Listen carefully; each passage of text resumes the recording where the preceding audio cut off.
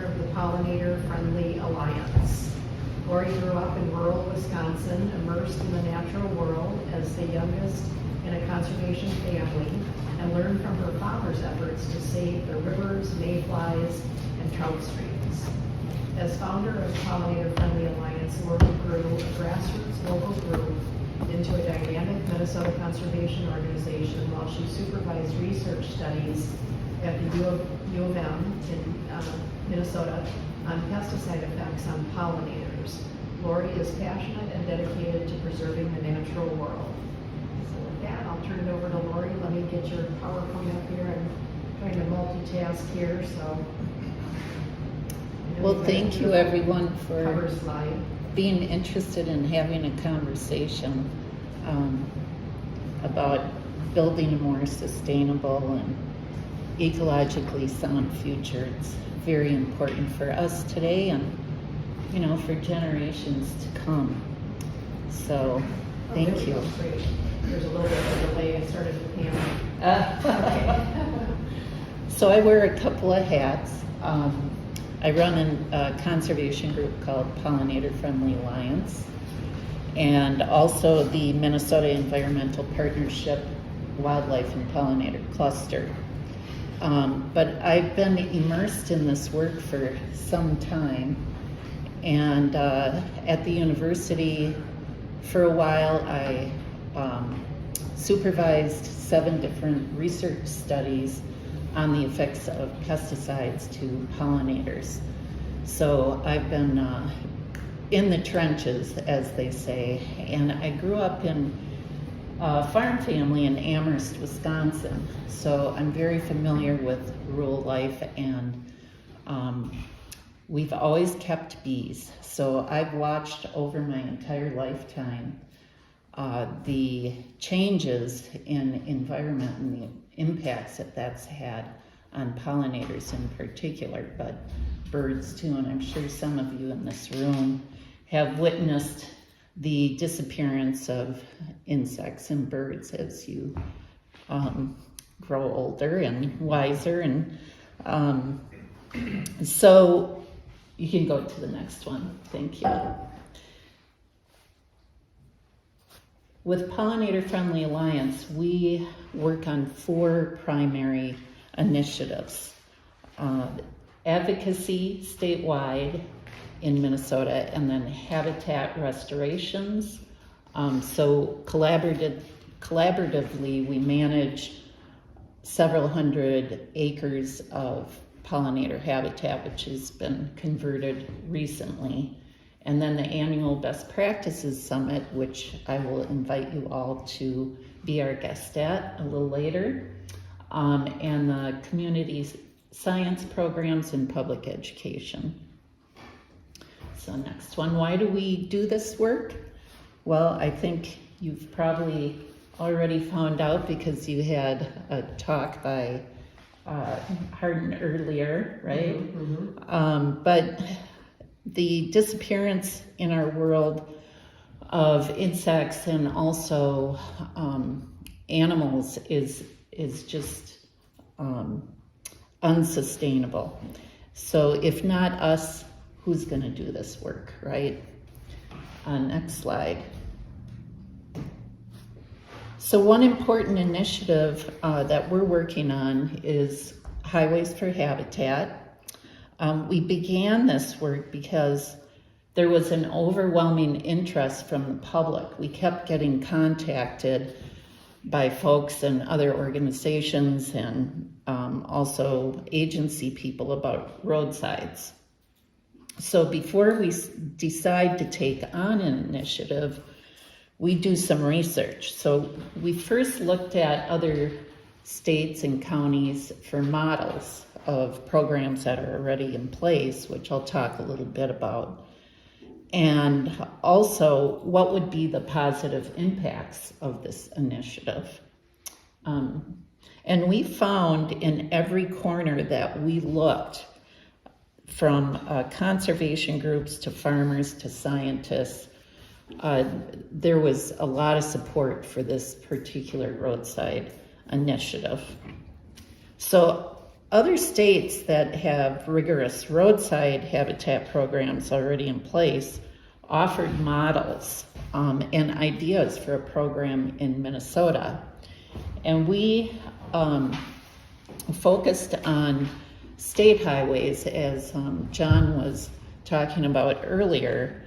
But for instance, in Iowa, they began with a state highway, and it's similar to Wisconsin, where a lot of the work is done on county roadways. So what they did is created a program at the state level and then opened that voluntarily up to counties. So 15 years later, every county is participating in that roadside program. So I recommend watching this YouTube, which is a talk by Jennifer Hopwood from the Xerxes Society, and she gives a lot of examples of different state programs and what they're doing in their states and on county roads as well. Next slide. Before we leave this slide, I don't know if you guys can see it from where you are, but that number, $1,000 per mile, was saved by decreasing mowing from 7 times to 1 time per year. So let's come back to that. I just think that's a pretty significant number. Yeah, there are quite a few savings that these states have recognized over the year from, in particular, reducing mowing and pesticide use. So roadside habitat programs have a lot of positive impacts, including providing forage for birds and pollinators, savings on mowing and pesticide costs, protecting water quality, reducing soil erosion, and buffering carbon emissions and agricultural drift.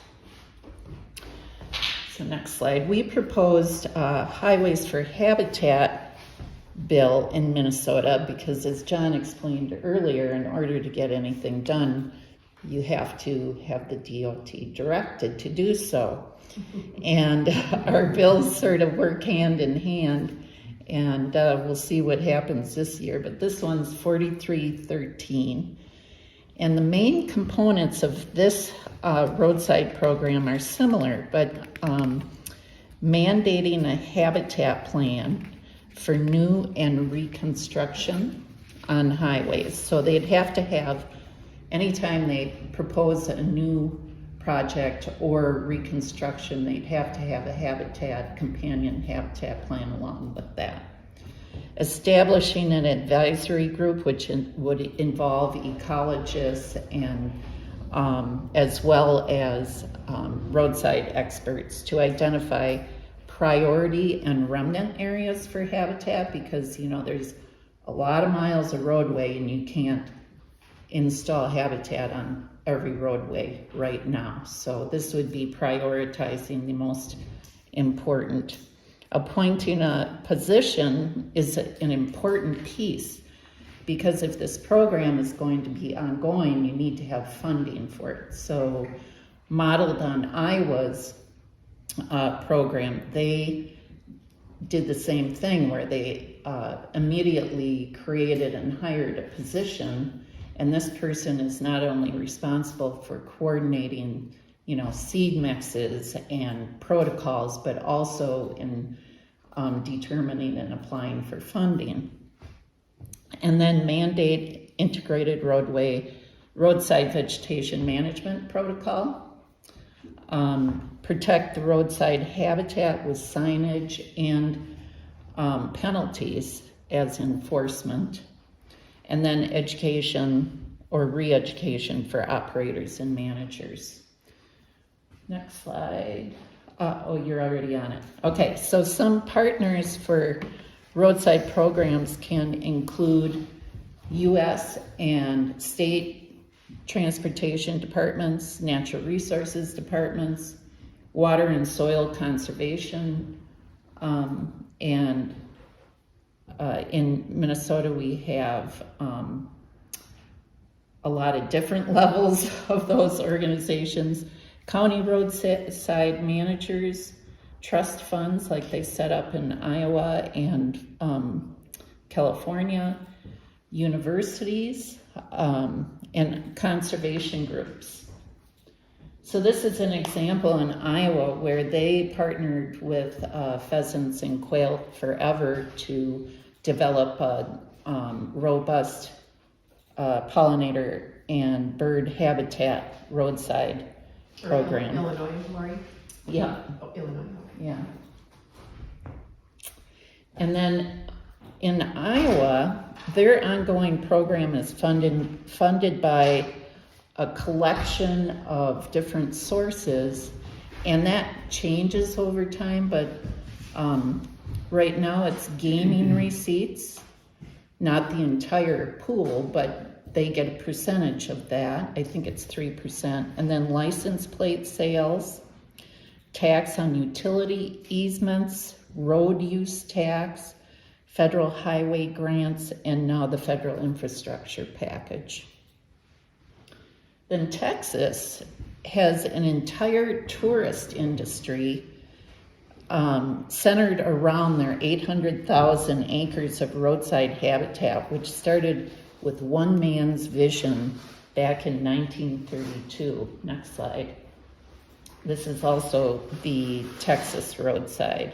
So theirs has been going on for a very long time and is successful, a good model. Next slide, please. So Ohio DOT said in 2018 they've already saved over $2 million from reduced mowing. And that's just looking at one component of the program, and their program is relatively new. They also have, next one, please. They also have an interesting component of their program which involves signage. This sign and others like it reside in the roadsides, and they remind operators of management protocol and mowing dates, so it's right there. And next slide. This is an example of a Michigan roadside. They also have an amped up program. And then in Iowa, sorry I keep referring to them, but they have a really good model that has different pieces that would be applicable to, a new program in Minnesota or Wisconsin. So in Iowa, the program started over 15 years ago as a state program, as I mentioned earlier, and then as they offered it voluntarily, counties joined on over time. And they did a number of surveys of stakeholders at the county level and the public to find out what drove them or what motivated them to want to have a roadside program. So for stakeholders, the main motivations were in order. Number one, erosion control. Very important, right, John? Number two, beauty. And number three, pollinator and wildlife benefit. And then the public was concerned about number one, pollinator and wildlife conservation, number two, water quality benefits, three, future generations, and finally the public preferred native habitat, the look of it over the look of mowed roadside, contrary to what those recreational mowers might think. So Iowa went on to also survey roadside managers and engineers, and they agreed on the following for habitat and roadsides. 100% agreed habitat provides attractive roadsides. 98% agreed it improves water quality. 97% agreed it enhances biodiversity. 95% agreed it protects soil resources, and 85% agreed it promotes partnerships. So this was after about 10 years of the program being in place. Next slide. So Kristen Nemec is the Iowa's Living Roadside Program coordinator. She's the she has a position that I mentioned we would like to have in Minnesota to coordinate a state program. She does that same job. She also works for the Tallgrass Prairie Institute. If anyone's familiar with them, they do a lot of really interesting research on grasses and sustainability and resilience of grasses. And then she also works for the university. So in that situation, the university and this other organization, Tallgrass, and the state are collaborating on this position.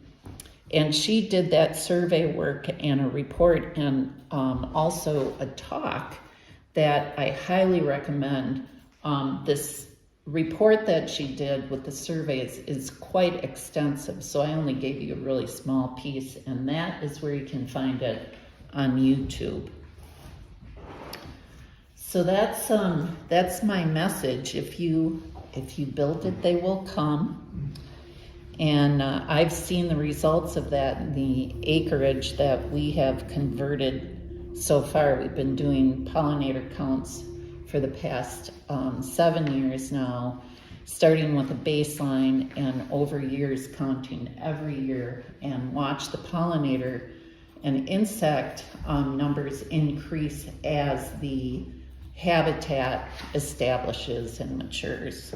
And finally, there's one more slide. I'd like to invite you all as our guests to attend the Best Practices Summit.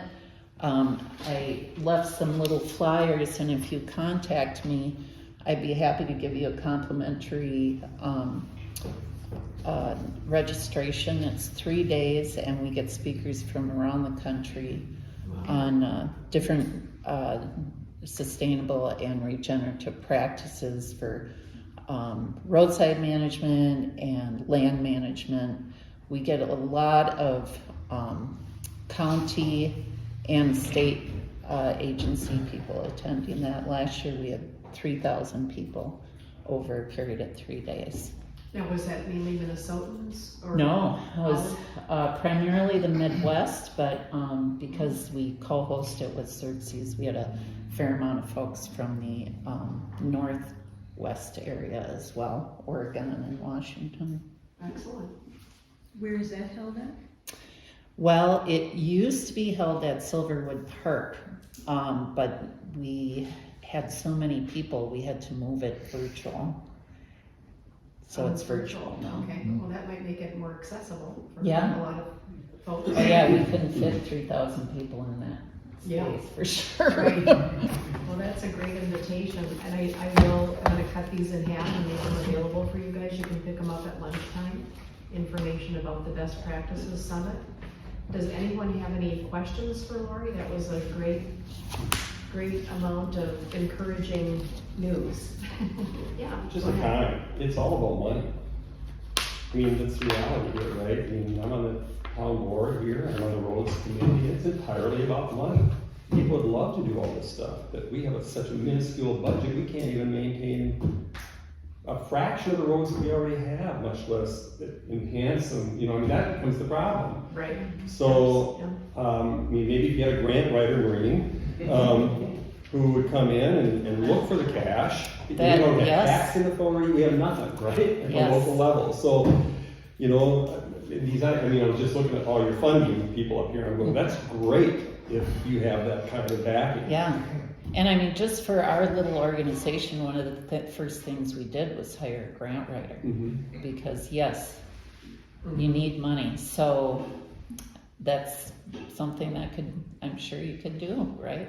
I think that's one of the most encouraging things about the Iowa program are those dedicated funds that come Right. through the what was it, gaming Mhm. receipts. So, there are options, but you're absolutely right. Money can be a sticking point or an obstacle for townships and counties to do what we might call the right thing or to do better in terms of managing roadsides for diversity. I had another thought, but it just escaped me, but it'll come to me later.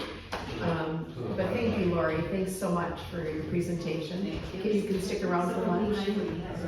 Yeah. Laurie, just one of the money and the finances, when are you guys doing the internet plantings? Is it when road construction is going on, or are these programs going in there and converting stuff that's already existing, or how's it been happening elsewhere, I guess?